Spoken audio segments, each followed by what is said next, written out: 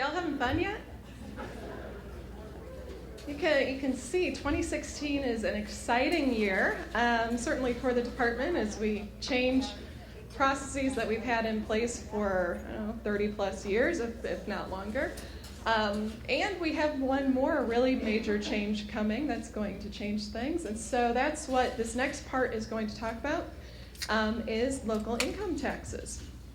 So I do want to start by saying, you're going very soon, when these first few slides, you're going to see that I say, hey, the transition is July 1. And that is a true statement. And a lot of you may say, wait, we haven't heard much from the department about this just yet. And I know that's probably surprising because we put memos out constantly.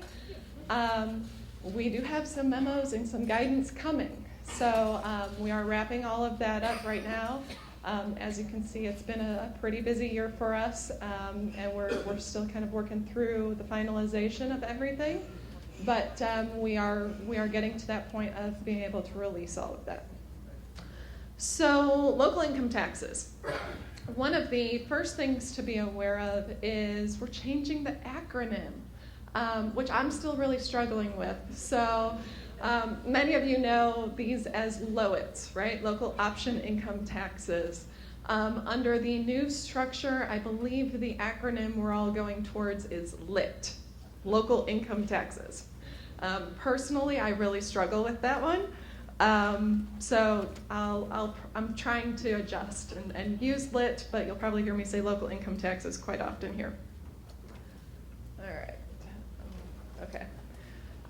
So just a little bit of a disclaimer here. I'm going to give you the highlights. The statute itself that really pertains to these transitions, very, very lengthy. So I've tried to pull out the highlights. I've tried to address the number of questions that we have received. So that's kind of where we're going to stay. I know that's a little terrifying when I say the highlights are 66 slides long. We'll get through it. A lot of it, I will give you the preview that a lot of these slides are simply to tell you this hasn't changed, which I think sometimes on things like this, that's almost as important as highlighting what has changed. You need to know there are a lot of the process has not changed. Code references have changed. How we may refer to it has changed. But locally, most of what you will see has not changed that much.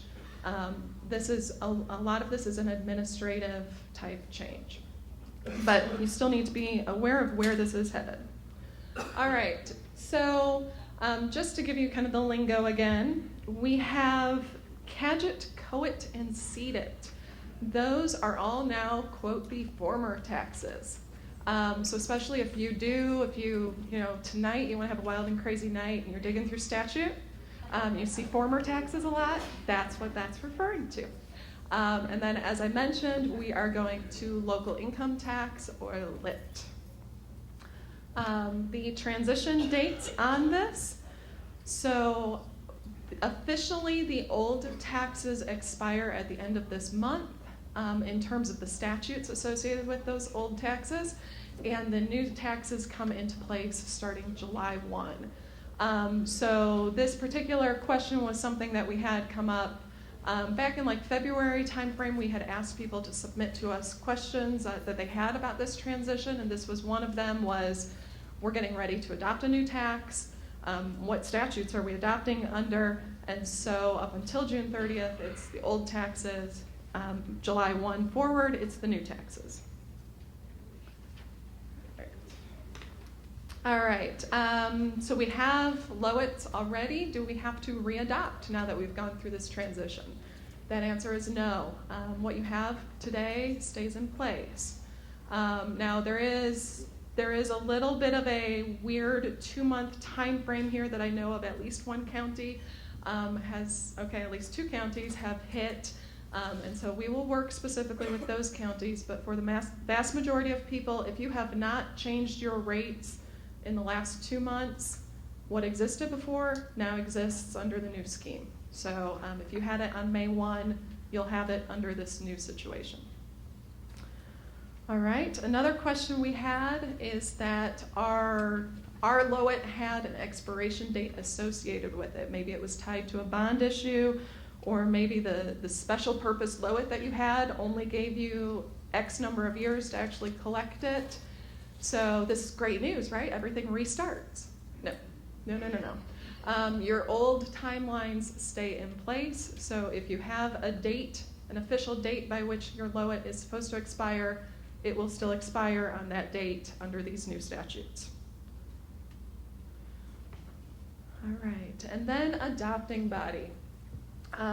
This was one of probably the biggest concerns as we started to talk about going through this LOIT transition simplification process. Was there going to be a change in the adoption, or the way things are being adopted in the adopting body? Really, the question behind the question is there a change in power? And no, there is not. The way that we transitioned all of this, your adopting body under the former taxes is your same adopting body under the new taxes. So if you were a Cadgett county, your county fiscal body, county council, you all remain the adopting body. If you were a COIT county, your COIT income tax council, or county income tax council, is now what we're calling it. I think historically it's been local income tax council. It's now county income tax council. But that will remain your adopting body, and we'll talk about that in just a second. And then if you are a county that just has had CDIT, then in your case it's whichever one of those two bodies had acted first. And that remains the same under the new statutes. So historically we've had the local income tax council, and so this has been for your COIT counties.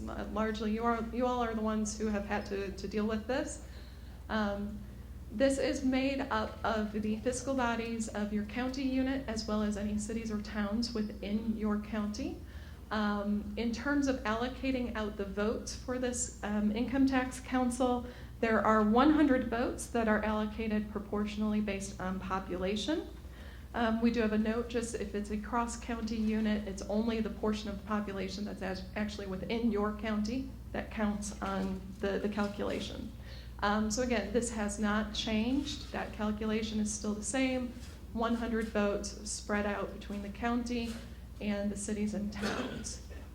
Now I do know, obviously, in this case, there are a number of counties where this means that there could be one particular unit, sometimes the county, sometimes the city, that actually controls the income tax council, and we have not modified that process under these new statutes.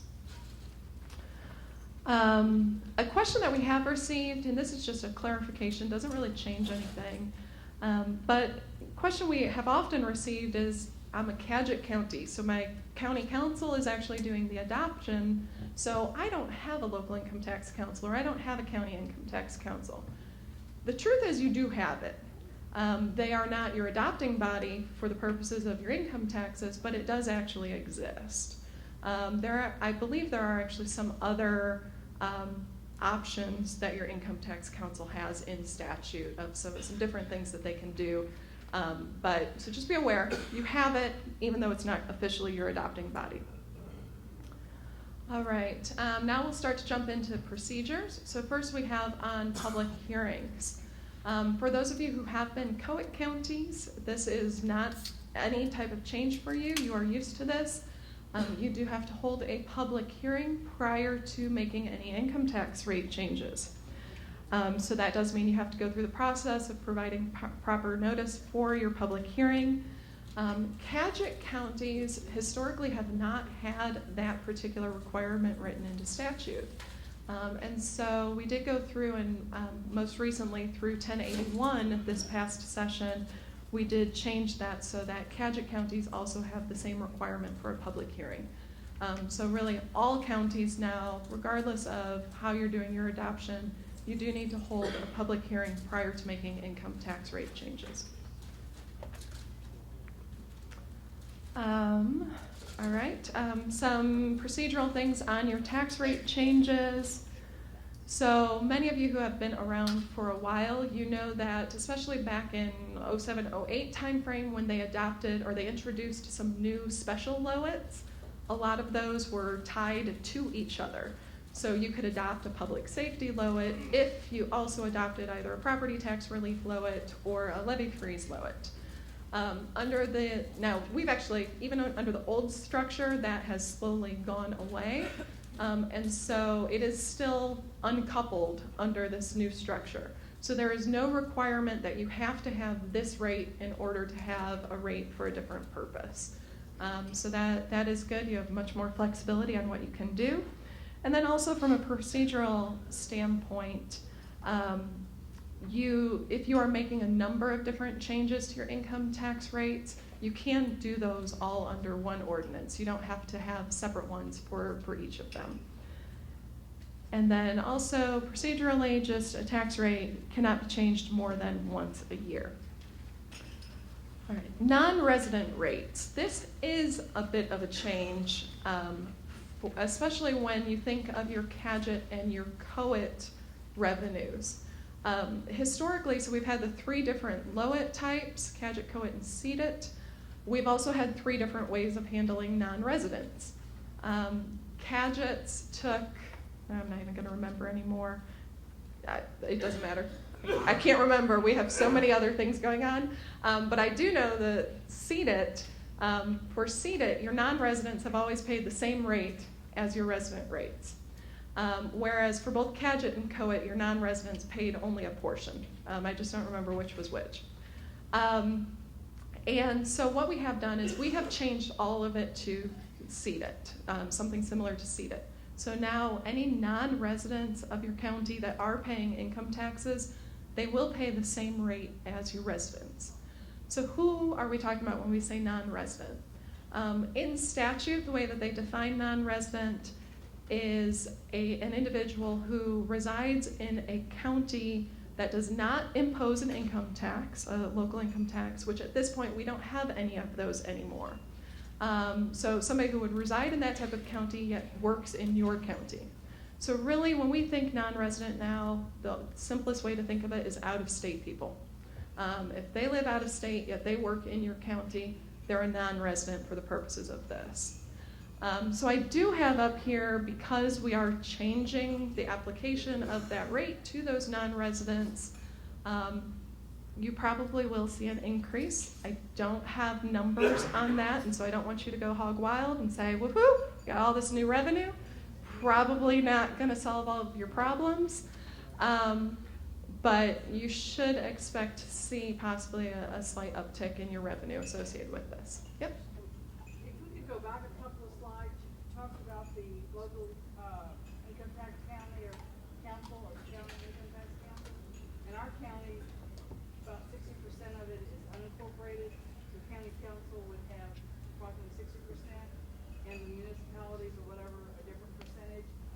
Is council's roughly 60% allocated per council member, or is a 4-person yes vote the 60%? Okay, so the question was, in her county, about 60% of the county is unincorporated.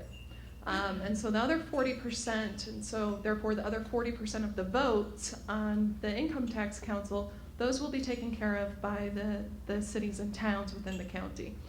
So the county's population, for the purposes of determining your votes, would be that unincorporated part. So the county overall gets 60% of the votes on this income tax council.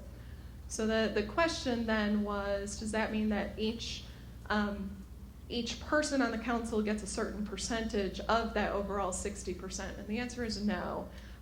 Whatever your council overall votes for, all of the votes go towards that. So, so it is, you speak in one voice for the purposes of allocating your votes. Thank you. There was another question back here. Good, okay. All right. All right, effective dates of ordinances. We have a few different slides on these. I would say that this first one is probably the most important of the 3. So this is for when you are doing an ordinance that actually adopts or would increase or decrease or rescind a tax rate. When will the people who are paying that tax rate actually see the impact of it? So if you are adopting between January 1 and August 31st, that tax rate will start to show on their paychecks on October 1. If you adopt between September 1 and October 31st, that tax rate becomes effective on January 1. And then if you adopt in that last 2-month period, November 1st through December 31st, you would wait until October 1st of the next year before it will officially start to be withheld from employees' paychecks. So this is just something to be aware of in terms of when things will actually start to hit paychecks. In terms of when you start to receive money, it's always January 1. We won't start to distribute money on October 1. You won't actually, if you say adopted earlier this year, you adopted a new LOIT, paychecks will start to see it October 1st. You will start to see your revenue January 1. So just be aware of that. We also then have some ordinances that can grant or change property tax credits that are being allocated to the various taxpayers. So if you adopt between January 1 and November 1, your effective date will be January 1 of the next year, so it would hit the property taxes due in the next year. If you adopt in those last 2 months, you actually won't impact the property taxes for 2 years. So be aware of that. And then similarly, if you have an ordinance that has an impact associated with the distribution of a tax to a particular governmental unit, if it's adopted between January 1 and November 1, goes in effect on January 1 of the next year. If you adopt November to December, it will go 2 years out. All right. Expiration dates. Unless your tax rate or your ordinance has been written in such a way that there is a very specific expiration date, your tax rates will continue moving forward until you make a change. So if you're not touching your income tax rates, just assume everything continues as is. The one exception would be if you do have the type of income tax that, say, may be tied to when a bond expires, that has an official expiration date. Or in some cases, you may actually have a firm expiration date within your ordinance, and so then it would expire at that point. Uniform documents. Under the new structure, there has been some changes in the way that the state is administering all of this. So historically, Department of Revenue has kind of taken the lead. Under the new structure, DLGF will be taking the lead. And so we are required to be prescribing uniform notices, ordinances, resolutions for you to use. And so that is where I said right at the start, get ready. We got some info coming out to y'all soon. So that is, we are getting ready to release all of that. And then as you go through this process, if you do want to do this, and many counties have been taking advantage of this already, if you're getting ready to make an income tax rate change, you can send it to us in advance and we can take a look at it and verify that yes, when you officially do this action and you send it to us for official approval, this won't cause any problems. So we are here to review any proposed changes that you have. Along with prescribing our uniform notices, ordinances, and resolutions, we'll also be looking to prescribe public hearing requirements. As I said, we now have public hearing requirements for all counties, so that will be a part of our guidance as well. From an overall perspective of what to expect with the uniform ordinance and where we're headed with that, I will say this won't come out right this second in terms of where it will ultimately end up, but in the long term, what our goal would be is that this ordinance would be something very similar to what you see on Gateway for your budget form 4. So likely your county auditor would go on there in advance of your meeting, would drop in, here's what we expect to happen, print it out, you all sign it after you've done your vote, and then the signed version gets uploaded back to us. The benefit of doing that is that we now have collected all of that as data points, and so we can very easily make all of those data points and those income tax rate changes available up through Gateway. At this stage of the game, programming-wise, we've had a lot of things going on, and so we have not been able to get that programming in place to actually start the Gateway process just yet. So we will be prescribing the uniform ordinance that still needs to be used, but at this point we won't necessarily collect it through an online type form. But our goal would be that what you see now is what you should expect to see going up on Gateway when we finally have that transition. One of the other things I want to make clear is, while this says we prescribe uniform ordinances and things like that, a question that came up this past legislative session was that oftentimes your ordinances serve other purposes. It's not just simply, here's what the rate is. A lot of times your ordinances may be designed to really explain why you're doing this rate. And so where our position is we will have that official ordinance for the purposes of saying, here's those final numbers that we're adopting. And that's what the department will need for our process.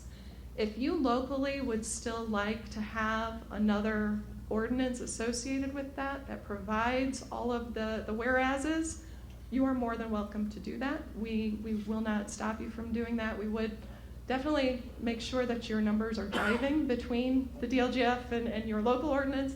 That's one area of risk. But if you want to do that, you are still welcome to do that. And I would say that actually is similar to what we have currently on the budget process itself. We have a prescribed budget ordinance, which is what the department accepts and what we look for. But there are some units who actually do a separate budget ordinance that is in a format that they like.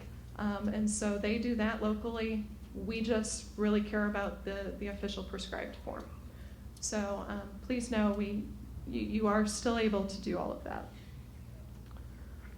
All right. In terms then of as you're making changes, what the process is, the county auditor would be recording all of the votes that are being taken. And this is really, again, similar to what has occurred in the past. And then not more than 10 days after the adoption, the county auditor needs to provide that information to the Department of Revenue and to the DLGF. The only change here has actually been to remove state budget agency from officially receiving it. We have actually, there's an electronic format that we prescribe. Essentially what it is you go into Gateway and there's an option for you to say we're uploading a LOIT ordinance. You do the little drop down, get to LOIT ordinance, you do your upload.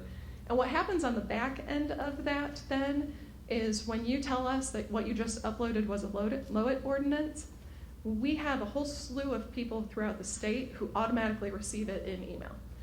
So lots of people at the DLGF receive it, a number of people at Department of Revenue, State Budget Agency, Auditor of State, as well as LSA. We all are pretty much notified instantly upon its upload. And so that process will continue. Yep. You mentioned emails. I receive emails. I don't know who receives all of your emails, but a lot of times I read them and I think that I want somebody, the auditor or somebody else, the other council members, whatever, I copy it, send it to them. And the auditor said, I like it. How do we know? I know I get letters from you and some of your staff regularly, and I appreciate it. That's very good. But a lot of it I want other people to share. Is there a way we can find out who or gets what? So the question being, how do you know who all within your county is actually receiving the department listserv memos? You certainly, I would recommend you reach out to our communications director. She has access to the full list. Across all of our different listservs, which I think we have like 8 different listservs, we have almost 5,000 people that receive those. Now I will say outside of our weekly emails, which we send all of the listservs, we try to target things a little bit. So if there's a school memo, certainly we won't send it out to the county council listserv. But Jenny, our communications director, would have access to be able to see who all is actually on the listservs. What date is the prescribed ordinance? It will be July 1. So that's why I say you're going to see more info from us soon. Mm-hmm. All right. So one thing, though, that I think this is a bit of a change or perhaps just a clarification. If you are in a county that has the local income tax council as your adopting body, while on the last slide we said the county auditor has to notify the state of the votes, once they've notified us about the majority of the votes, they can stop. So county auditor, you don't need to hunt down every little vote. Once you've given us more than 50%, we're good. We know what that final outcome will be. All right, distribution calculations. Again, this is actually an area that for right now, this doesn't change. And I say for right now because we will actually change it come in 2018. But first let's walk through this and then I'll explain what we'll be changing. So right now, before August 2nd, the state budget agency needs to provide an estimate of what your overall countywide distribution would be for your various income tax types. Now, one thing to keep in mind is that is an estimate, certainly especially if you make any changes in your income taxes from August until the start of November, those will not be factored in yet. But the goal of this is to provide you with a feel for where your income tax money could come in while you're doing your budget process. Once SBA provides this information, then the DLGF, this actually is a change for this year, we're officially restricted to 15 days to turn around our unit level distributions. Historically we've had 30, so we'll go down to 15. And then not later than 30 days, the county auditor has to take the DLGF unit listings and send those out to all units. Really what ends up happening is when we get our numbers done, we blast those out on our listservs anyway and we post them publicly. So for a county auditor, it may be as simple as saying, hey, did you go and check that on the web page? Because it's there. So that's kind of what we do right now. So with this, I said there would be a change, and so in 2018, kind of continuing along the same lines of 321 and this idea of getting you information sooner, starting in 2018, this estimate is actually going to move to the month of June. So by June 1st, SBA will provide the estimate, and then by the end of June, DLGF provides those unit level distributions. So again, trying to get you more information sooner. The one caveat I have on that, and we need to probably still work through the numbers and make sure we're absolutely comfortable with this, is by June 1st, State Budget Agency does not actually have a complete data set to do this. So where historically the August estimates have pretty much matched your October numbers, your official certified numbers, except in the cases where you've taken local action, we may not have that level of consistency when we move to June.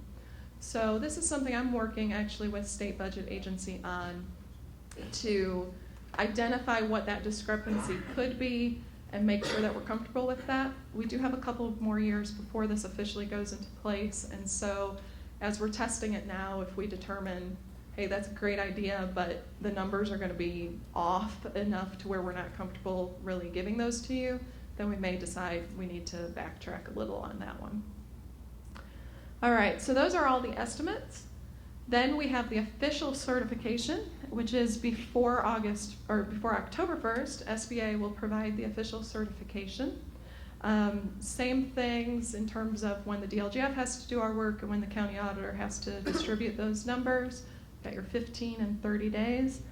And then because really the adoption period still goes until November 1st or October 31, if there are other changes made in the month of October, in some cases we'll actually go back a third time on the county.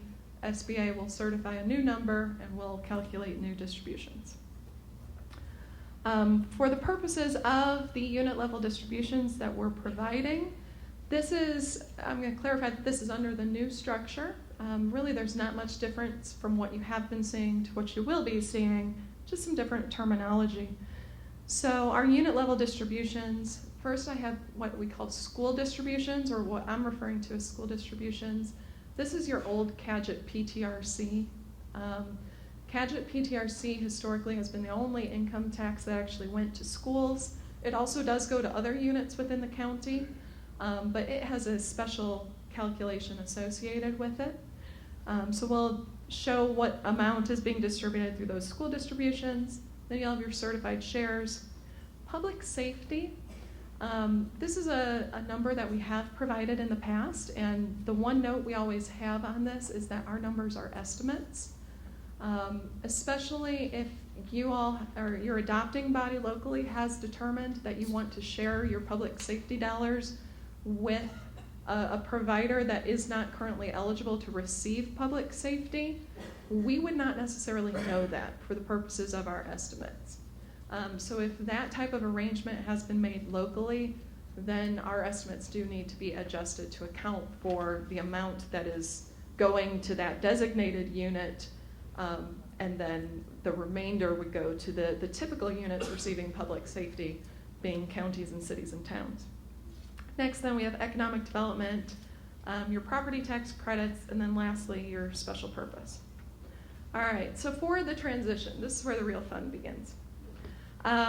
For the transition, as we said, SBA provides estimates by August 2nd. Those estimates that they provide by this August 2nd, those will be under the new scheme.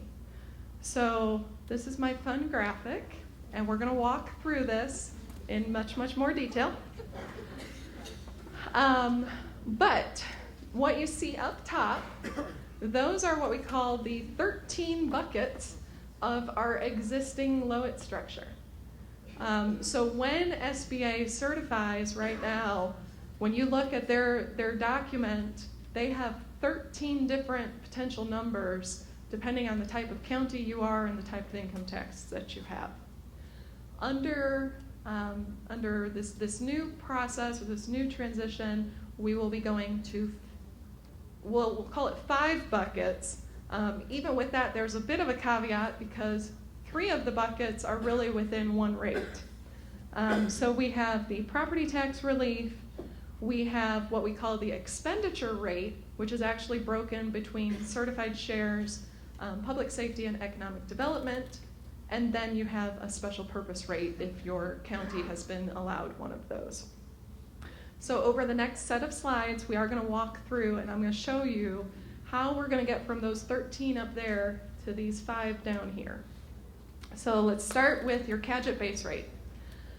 So CAGIT base rate will be a part of your new expenditure rate, and that will be going into specifically, and let me clarify one thing here. What I'm going to show you here is what we will do for the purposes of the transition. We will talk about this in a little bit, but there will be local decisions that you can make that will change where these dollars are going. But if we're trying to say, this is what you had in 16, we have not made any changes, so where's it all going to end up in 17? That's what I'm about to show you here. So just kind of be aware that you do have some additional local control to be able to impact this. All right, so we'll jump back in. So for CAGIT base, that will go into what we call that school distribution and certified shares area. There is still the calculation required to take the first 1/4% of the rate and distribute it according to the old PTRC formula. So it will go to schools as well as the other unit types. and then the remainder of it would be, the remainder of those revenues would go out as certified shares. Cadget special purpose, that's an easy one. You have a special purpose now, it's going to be a special purpose later. Cadget levy freeze, if you are a levy freeze county, towards the very end I'll point out there's really not any significant changes associated with levy freeze. For the purposes of grouping it in these 5 buckets, we'll be going into that school distribution and certified shares bucket. Cadget for property tax relief, fairly easy, that goes over to your property tax relief area. And Cadget public safety goes into your public safety bucket. All right, COIT base. So here this gets slightly more complicated. You'll see we have 2 big lines coming out of COIT base. For most counties who are COIT counties, your COIT dollars will become certified shares and you're not really going to see a change. There are, however, I believe there's 11 counties who have a COIT income tax rate, or a COIT homestead credit, excuse me. Under statute, we are actually required to identify the amount associated with your COIT homestead credit, and we will specifically break it over to property tax relief. That's actually something we have to notify you of by July 1, so we are working on those calculations right now, and we will let everyone know how much we're specifically allocating to property tax relief. All right, then we have COIT special purpose. Again, that one's easy, goes to the special purpose bucket. Levy freeze, there's only one COIT levy freeze county that's going into the certified shares bucket. COIT relief going out to property tax relief, and COIT public safety going to public safety.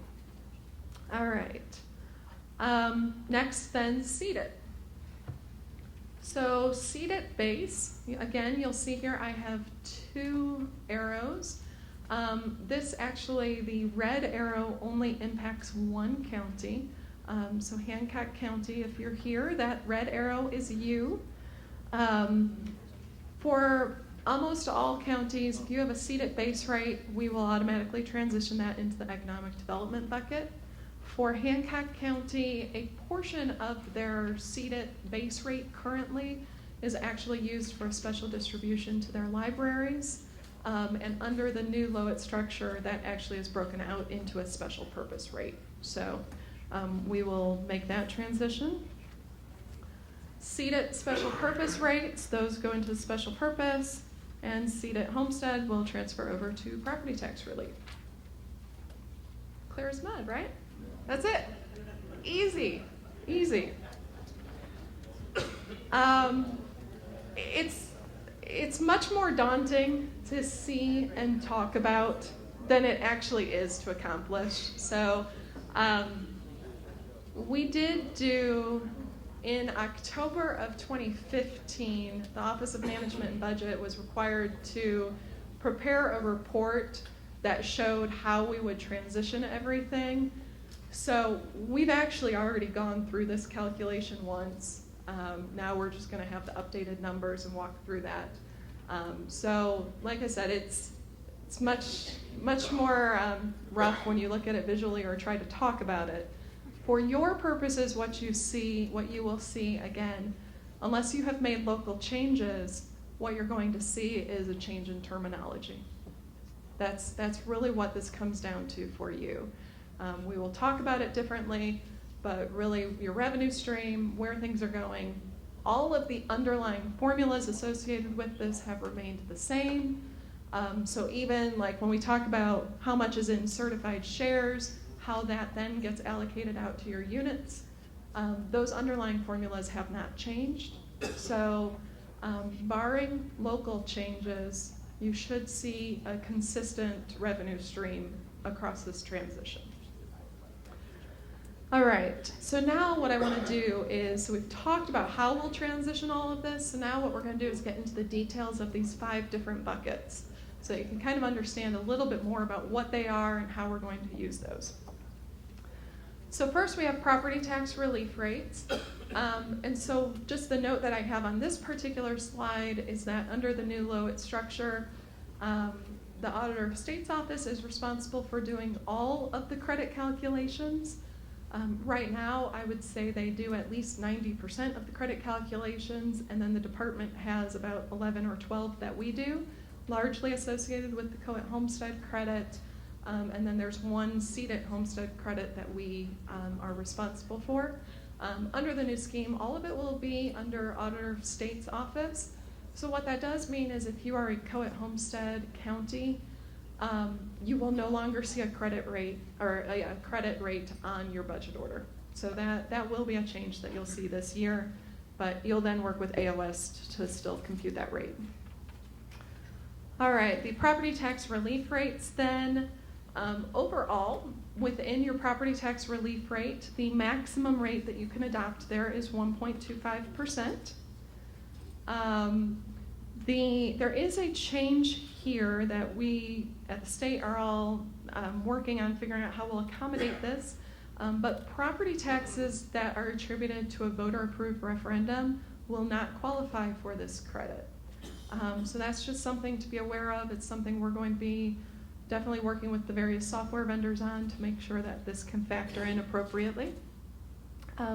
If you do have a property tax relief rate, then your adopting body will specify how that revenue is to be allocated in terms of the types of property tax credits to provide. We'll talk about that more in a minute. And then in terms of prescribing that, the adopting body by July 1st is supposed to do that official ordinance to say, here's how you want those credits allocated. Your options for credits. We have a whole bunch of options, and really you can take any combination of these options. So historically there were even some additional constraints associated with what the credits were. For example, it was more broken down around your buckets, your circuit breaker buckets. So it was 1%, 2%, or 3%. So this breaks it down a little bit more. You have more flexibility, especially within that 2% category, to determine, are you going to provide it just for residential? Are you going to provide it for everything that qualifies for your 2% property tax cap? But again, homesteads obviously is one that's very common. You can provide it for all taxpayers, or as I said, kind of pick and choose through this list of who you want to provide that credit to.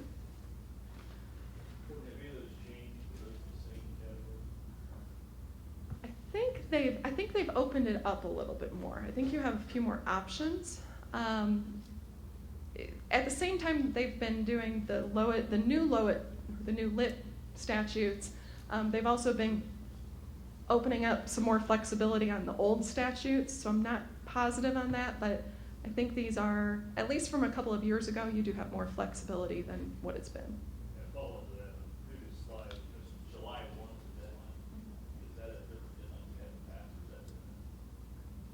I believe that's the same deadline that you've had. We've been doing our load review during July, or the after July ones we would, we have to change it. Right. We do that. Right.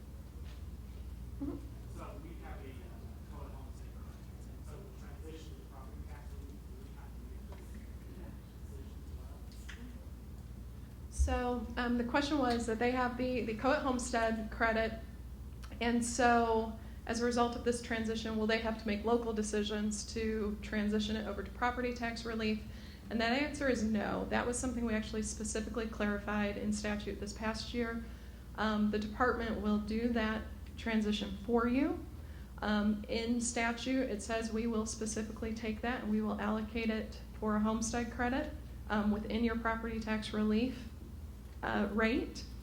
Now, after we go through this first year, you have more options in terms of if you decide you'd rather not have that as a homestead rate, you want to give that to a different taxpayer group. But at least for the transition, we will make that transition. So we'll automatically transition to top. Yes. Other questions? One more question. Yep. Previous slide also states the maximum tax rate for property tax is 1.25%. I was thinking it was 1%. You have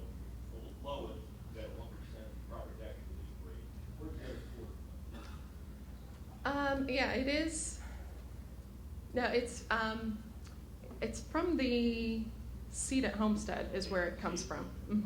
Yeah, this particular one, all of these, when they were establishing these maximum rates, they took absolute worst case scenario, if a county had every type of LOIT possible that they could do, what that maximum rate would be, and that's where you get to that 1.25 for property tax.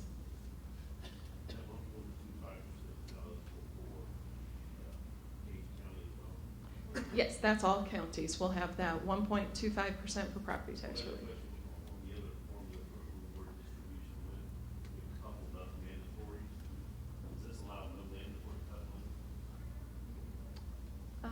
The question was that it coupled up mandatories for the purposes of how it went to other units. I'm not sure I understand exactly. Were you allocating to who was going to get the credits? The state told you where you had to go with and how it had to be broken down. For this, you can choose any one of these options independently by itself. Yes, so for the purposes of determining where you want your property tax relief credit to go, yeah, you can go to any combination of these. Or just one. Yep. All right. One more question.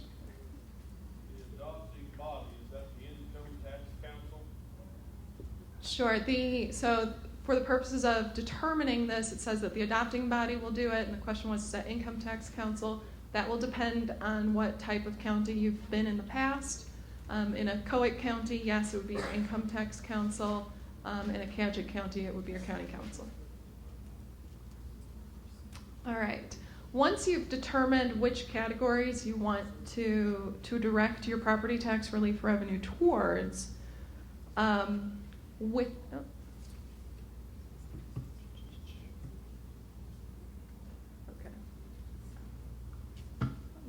on me here. Okay. Within a particular category, the property tax relief credit will be uniform for all taxpayers within that category. So this may be a change for some counties who historically have allocated some of your property tax relief. And this was something that had happened several years ago, so it's possible it happened previously and you may not have been on council, but you still have this allocated homestead in some counties. That goes away under this new process. So if you say homesteads are going to receive a portion of the property tax relief rate, then it will be the same credit percentage applied to all homesteads within your county. However, then we have the second bullet point that if you say, I want to give a credit to homesteads and I want to give a credit to 3% taxpayers, 3% property tax cap payers, that does not have to be the same credit rate between those two categories. It's just within a category, it has to be consistent.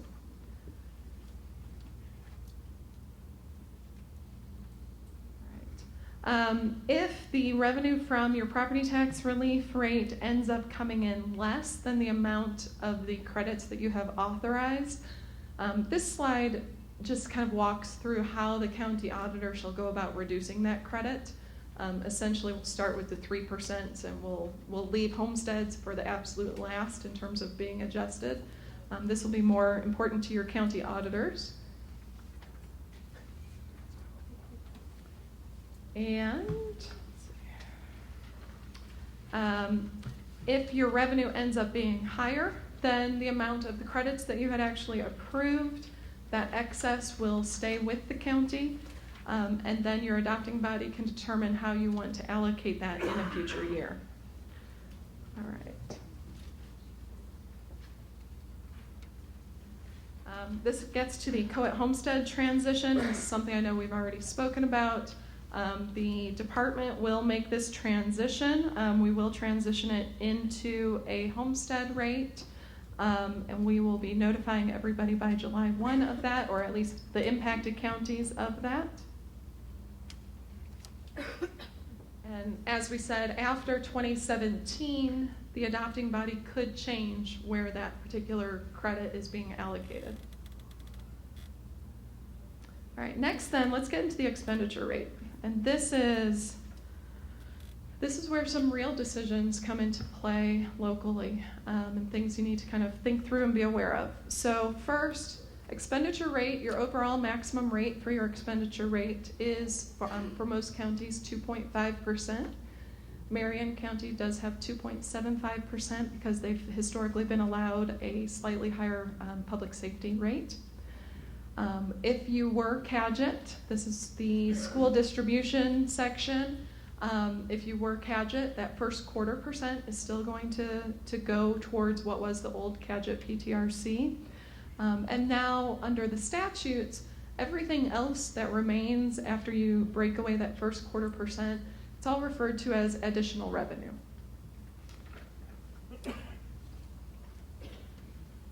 So this is the important piece. Within that, quote, additional revenue, your adopting body gets to determine how to allocate that additional revenue in subsequent years. When you think about it, first you would determine public safety and economic development, and then essentially everything left will become certified shares. Ordinance must be adopted before July 1, and then you must describe in percentages how much you want to allocate between these three buckets. Here's why this is really important. Historically, we've had more silos associated with shares, public safety, and economic development. We have taken away those silos and said, hey, locals, you all go ahead and figure out how you want this allocated. So more flexibility, yes, but that also does mean that there are some possible scenarios here where certain unit types could end up being cut out of the picture. And I'm not saying that as a way of encouraging that at all, but I do want you to know that that is the reality. When you think about these three different buckets, public safety by default goes to counties and cities and towns. It does have the option to be provided to other units. Economic development goes to counties and cities and towns. And then there's certified shares, and that's the bucket that goes to everyone. Your special districts, your libraries, your townships. So as you are making your decisions about where you want to allocate your expenditure rate, please be very aware that depending on how you allocate it, you could have a fairly major impact on some of the other units within your county. So this is one area that, in the emphasis of local control and flexibility, that's what we've given you. But then there's another reality here that some other unit types are pretty scared about. I'll be honest. I won't be surprised to see some additional legislation coming to try to close some of that loop. But it's definitely a concern of theirs. So I saw his question first, then I'll get to you. Help me on what certified shares could be used for. Sure. Certified shares, essentially any governmental purpose. So if the mayor of Muncie decides that he wants to put all of the additional funding in certified shares, since he controls the tax board, that's the way it would be.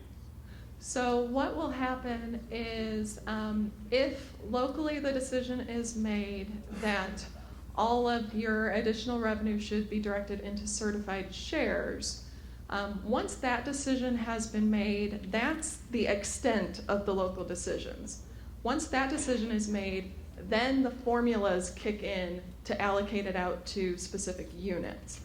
So in the case of a city that has overall control of your local income tax council, if they said we want everything to go into certified shares, that does not mean that they get all of the certified shares. They will still only get their portion of it. Yes, certified shares are flexible. They're used for any governmental purpose. If they want to put it all in economic development, they could do that also. Yes, so the question was if they wanted to put it all in economic development, they could do that as well. The answer there is yes. Now, economic development, in terms of the uses of economic development, many of you may remember that a few years back, they opened up those uses a little bit more. So while we still call it economic development, It also does have more flexibility to be used for other governmental purposes.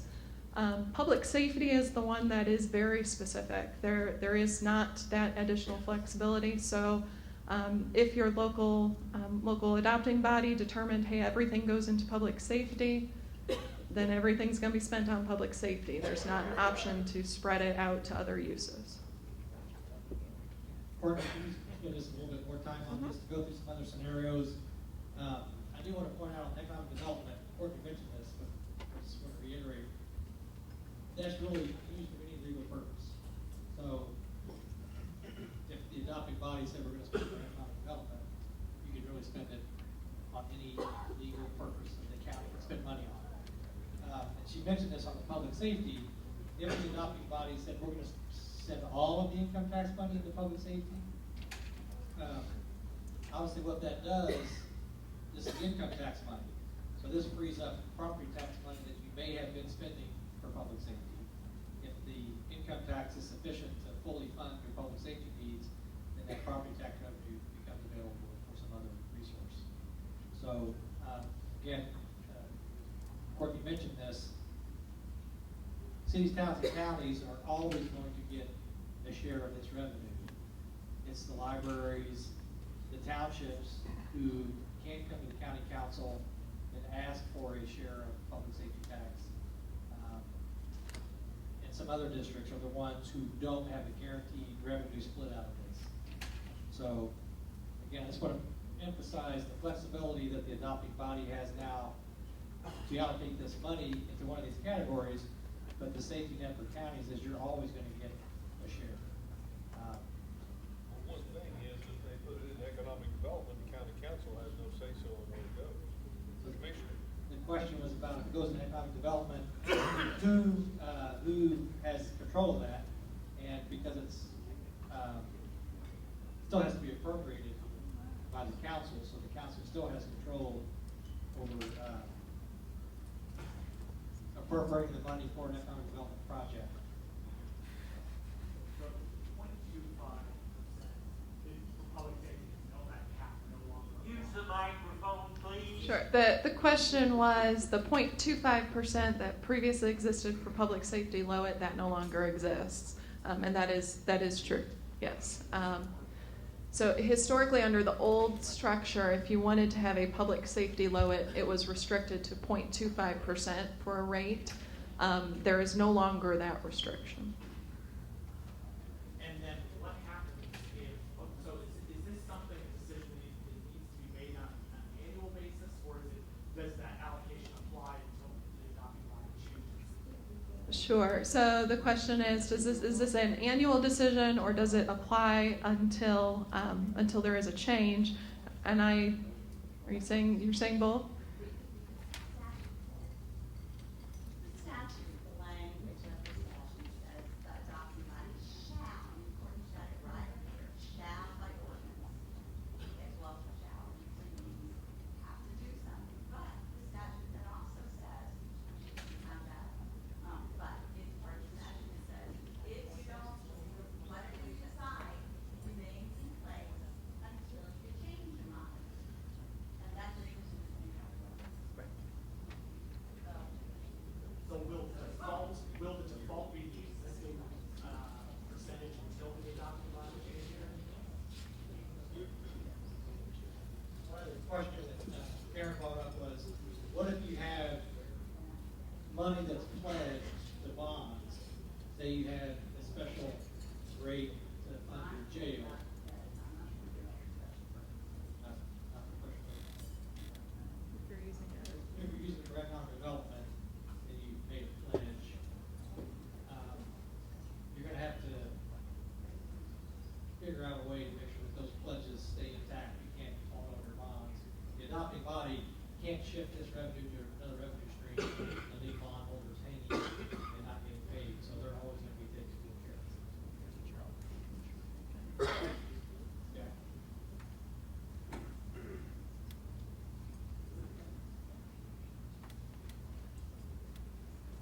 Needless to say, this is really confusing. And the reason is, we have a court tax in our county. And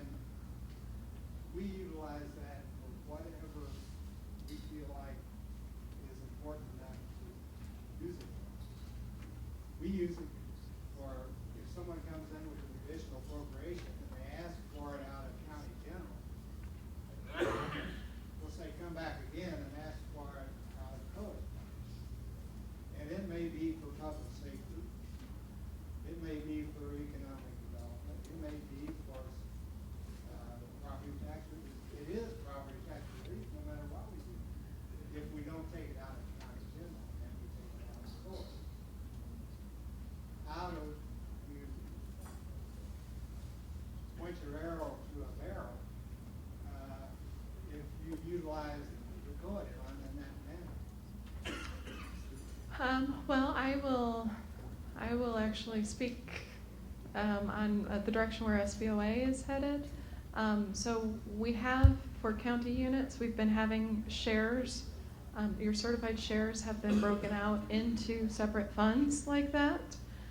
Moving forward, starting with 2017, your certified shares are going to be allowed to go back into your general fund. Now, public safety and economic development, because those are being collected for very specific purposes, those will remain in the standalone funds that as you have now.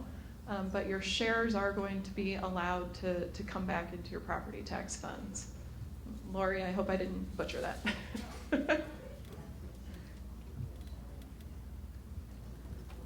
All right. Okay. So we said, so on the issue of bonds, we did say, well, we're sitting here talking about all the flexibility you have to move the money around. As I stated, we want to make sure that you cannot impair any bonds that are currently existing. So this does mean that the adopting body, as they're making that determination, they need to know from all of the local units who are receiving that revenue stream, do they have bonds that are supported by that particular source?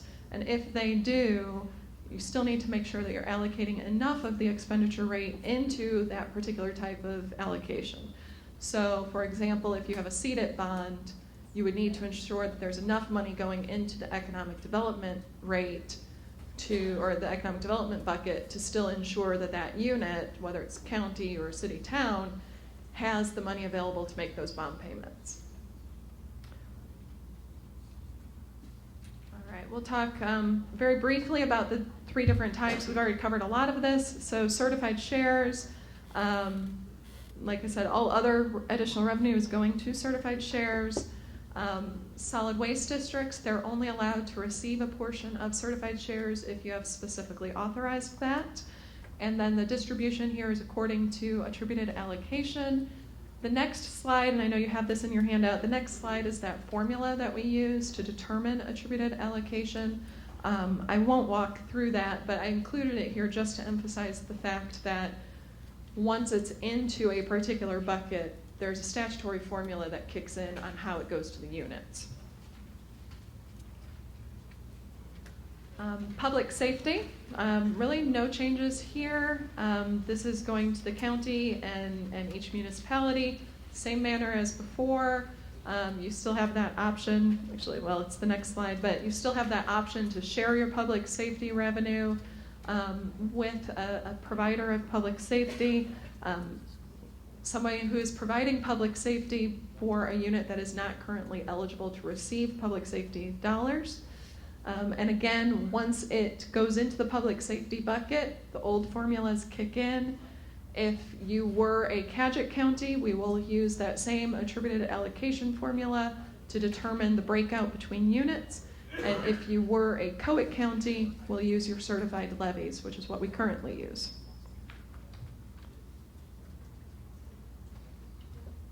All right, economic development, that's going out to your counties and cities and towns. There are two possible ways that this gets distributed, depending on what you all have chosen locally. For the majority of CDIT counties, we do a formula that looks at your certified levies, and then we make a welfare allocation adjustment for the county unit. That's to account for those welfare funds that used to be a part of your property tax levy that are no longer there. And then there are about 15 CDIT counties who have actually opted to allocate CDIT dollars based on population. So those two options are still there. They will still kick in the same way. This gets to the accounting for these revenues. I just said this.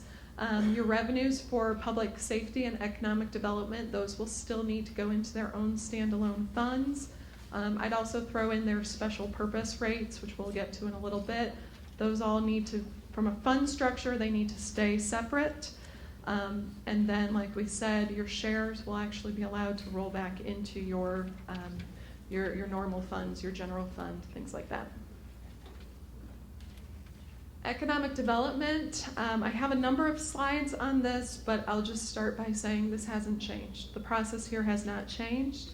The capital improvement plan is still required.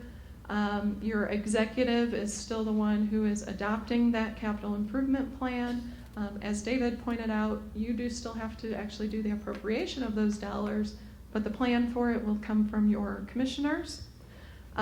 Same process for if a unit fails to adopt a capital improvement plan, then the county treasurer will hold those dollars for a certain number of years, and then there's a process in place for distributing it if that unit has not claimed those dollars.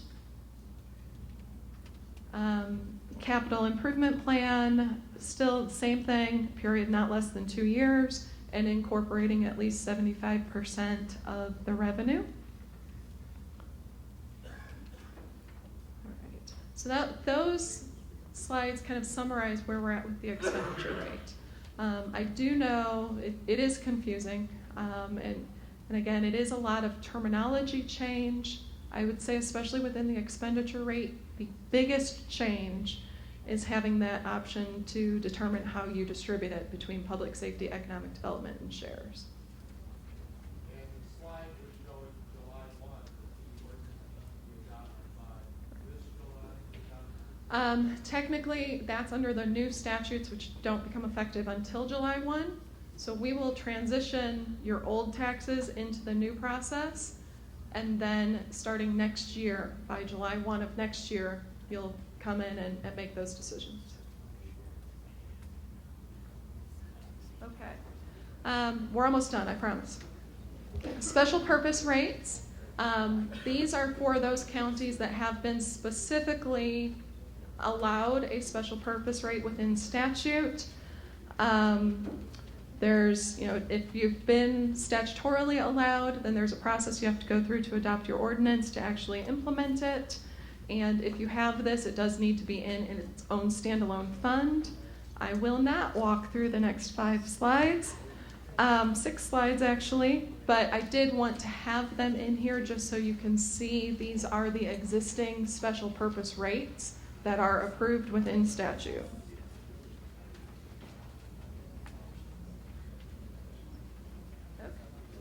All right, few last slides that just kind of apply in general. So existing debt, we pledged our revenue under the former tax. Does that mean that that pledge no longer exists? And that answer is no. If you pledged your ceded revenue to a bond, that pledge rolls forward. Your bondholders still have the benefit of that pledge. Likewise with the existing debt, and we've already talked about this a little bit, in determining those allocations, you need to make sure that you're taking into account what income tax pledges are out there for the purposes of bonds. There is this additional statute in here that actually has existed in the past in the ceded statute that says that the adopting body may not reduce the tax rate below a rate that would produce 1.25 times coverage on that bond payment or on the highest annual outstanding debt service that's due. If for some reason you have actually allocated less to a particular type of rate to where you're impairing this 1.25 times coverage, then the option would be that some other unit gets to chip in with the unit that has the bond pledge and say, hey, I'll put my money with theirs, and together now we're at that 1.25 times. This has been in statute in the past. Karen would know better if this has ever actually been implemented. I'm not familiar. Okay. Sure. Okay. So what Karen was saying was, possibly in a situation where a county and a city and town together have determined to go in on a project, that maybe something like this could have come into play. But again, this is just a continuation from prior statute. And then the last slide that I have is on levy freeze. And as I already stated, for levy freeze counties, there's really no changes in terms of your overall process. The calculations that we have will remain the same. One of the changes that does exist associated with levy freeze is that if you are not already a levy freeze county, you no longer have that option. We will not have any new levy freeze counties. However, if you are currently a levy freeze county and you want to, quote, thaw, you can do that. If you're not familiar with what thawing means, then certainly feel free to reach out to us. We're happy to walk through that further. It does not mean that you get rid of a LOIT rate associated with your levy freeze. So you'll still have a rate associated with the years that you were frozen. It would just mean moving forward, you're now taking the ABGQ. And with that, DLGF morning is wrapped up. This is our contact information. Always feel free to reach out to us if you have questions or comments. As all of this sinks in more, I fully expect more questions. So we are happy to help, and be on the lookout. Over the next month, you're going to see a lot coming out on our listservs. So thank you.